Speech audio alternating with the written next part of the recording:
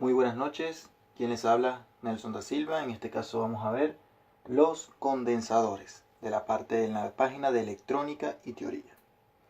En este sencillo video vamos a ver los condensadores o también llamados capacitores. En electrónica hay básicamente dos tipos de condensadores importantes, como lo son el condensador electrolítico y el condensador cerámico. Apenas cuando uno está iniciando, vemos mucho en el circuito impreso de diferentes aparatos electrónicos y aún no sabemos diferenciar cuando un condensador es electrolítico o cuando un condensador es cerámico. Hay muchos tipos de condensadores, poliéster metalizado, que pertenece a la parte de los cerámicos. Yo, por decirlo así, prefiero que la gente empiece a profundizar, a los que están empezando a estudiar electrónica, que empiezan a profundizar en los dos tipos de condensadores más importantes, que son el electrolítico y el cerámico. ¿Por qué? La diferencia de estos condensadores, sabemos que los condensadores lo que hacen, su función es almacenar energía en forma de campo eléctrico. Básicamente los electrolíticos tienen polaridad, o sea, eso significa que tienen un más y un menos. Los cerámicos no tienen polaridad, no tienen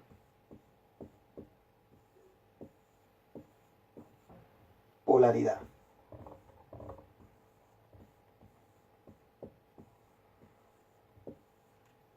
Esto es muy importante saberlo identificar en un dicho circuito. Identificar tanto los cerámicos como el electrolítico. ¿Qué significa esto? Por ejemplo, los electrolíticos, cuando nosotros vayamos a hacer, no sé, un diseño, vamos a diseñar algún tipo de circuito, no podemos colocarlo de forma al revés. Quiere decir que no podemos intercambiarlo. Por ejemplo, si un condensador va de positivo a negativo, no podemos voltearlo de negativo a positivo, porque sencillamente el condensador va a explotar y puede dañarnos el resto de los componentes. Cuando nos referimos a los cerámicos, que no tienen o no poseen polaridad, podemos colocar el condensador. Supongamos aquí tenemos el condensador, podemos colocarlo tanto así como así. Es independiente, no tiene ningún problema a la hora de conectarlo en un dicho circuito. Un condensador básicamente lo que hace es, como lo habíamos dicho, almacenar energía en forma de campo eléctrico. Los condensadores tienen una unidad de medida que es el faradio.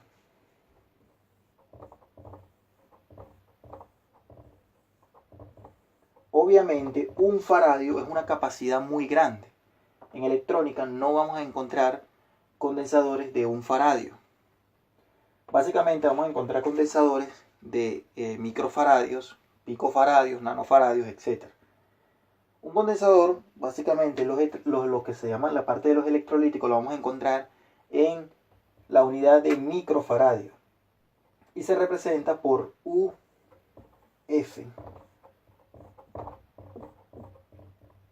Esa es la unidad de microfaradio. Mucha gente tiende a confundir UF con MF, pensando que la M significa micro, y no. La M significa es mili. Eso es lo que significa milifaradio. Entonces, esto es muy importante determinarlo porque la gente muchas veces tiende a confundir, la gente que está empezando a estudiar electrónica, tiende a confundir la UF de microfaradio con la MF de milifaradio, tiende a confundir la MF y pone como MF de microfaradio cuando realmente no es así. Así que la UF siempre va a reflejar lo que es microfaradio. Podemos encontrar en este tipo de condensadores cerámicos PF y NF. PF significa picofaradio y NF significa nanofaradio. Esto es muy importante identificarlo en un circuito determinado. saber identificar tanto los condensadores cerámicos, que almacenan muy poca energía, y los electrolíticos, que tienden a almacenar más energía. Mucha gente dice si los condensadores se pueden medir con un multímetro general, como este, por ejemplo. Este es un multímetro básico que tiene las funciones básicas de resistencia, corriente alterna, corriente continua, y también tiene una medida para medir faradios, pero mide hasta 200 microfaradios. Normalmente en un circuito determinado vamos a encontrar condensadores, no sé, de repente van a venir condensadores de 360 voltios a 470 microfaradios. Entonces este multímetro no va a poder medir la capacitancia exacta. Yo en particular muchas veces lo que he hecho es hacer la prueba de la carga y la descarga del condensador, pero eso realmente para mí no me asesora o no me asegura de que el componente electrónico llamado condensador esté bueno o esté malo. Es una suposición. Básicamente, el condensador, a través del multímetro, si no tenemos la escala para medir microfaradios, podemos detectar si está en corto o si tiene fuga, etc. Pero no es completamente confiable de que si está bueno o está malo. Para eso tenemos un componente o un dispositivo que mide básicamente esa señal, que se llama capacímetro.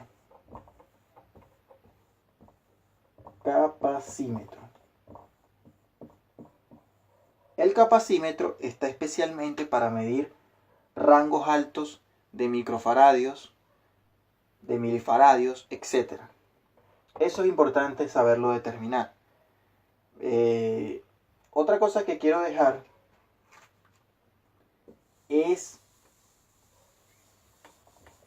que normalmente en los circuitos electrónicos, llámese televisores, equipos de sonido, computadoras, en los mismos automóviles, vamos a encontrar condensadores. Están en todos lados de la electrónica, tanto en la parte de electricidad como en la parte de electrónica. Otra cosa que quiero dejar bien claro es que hay condensadores que trabajan con voltaje